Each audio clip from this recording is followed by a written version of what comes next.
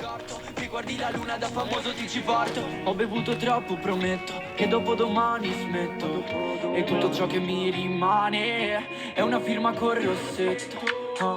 La mattina in testa ping pong, fuori ding dong da un'ora, e lo sai che sono così, dopo un paio di shot ho detto che ti amo ancora. Dicono l'amore d'estate fa più male che bene, se ci pensi è normale, baciami d'inverno che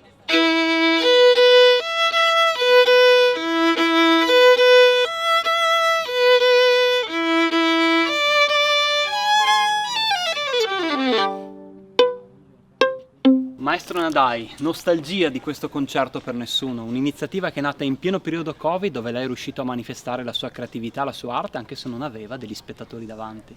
Certo, il concerto per nessuno è nato proprio per questo motivo, anzi, dirò di più.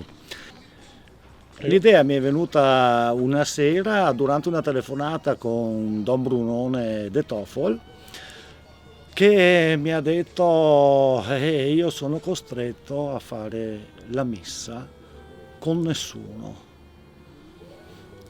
anche se la vedono in streaming eccetera eccetera, però all'interno della chiesa non c'è nessuno. Allora io ho detto vabbè, se i preti fanno la messa per nessuno, io faccio i concerti per nessuno, e ho preso Santa Maria Nuova, che è di fronte a casa mia, e chiesetta in cui vado spessissimo a studiare perché c'è un'acustica meravigliosa, poi proprio un luogo spirituale incredibile, un'acustica spettacolare in cui è bellissimo suonare la musica di Bach, le fantasie di Telemann, di Bieber e quant'altro, per violino solo, e praticamente abbiamo fatto 6 concerti, 4 a Santa Maria Nova, uno nella chiesa di San Tiziano al Patean e uno nella chiesetta dei Santi Gervasio e Protasio a Segusino.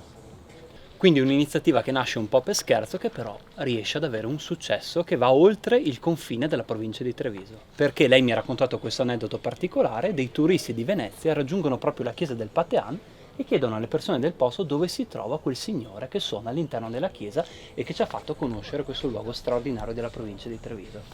Quindi maestro, adesso è finita la fase più acuta dell'emergenza coronavirus e anche il concerto per nessuno finirà qua, o pensate di riproporlo con delle nuove modalità?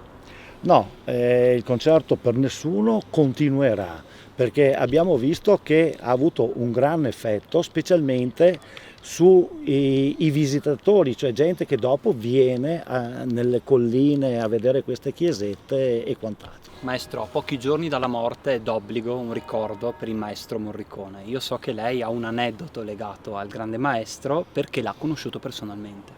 Certo, ho avuto la fortuna di lavorare 2 giorni con lui a Venezia, con i virtuosi dell'ensemble di Venezia, e di lavorare appunto per la realizzazione di una prima assoluta, un pezzo che lui ha scritto appositamente per noi e che ha diretto in quella sera.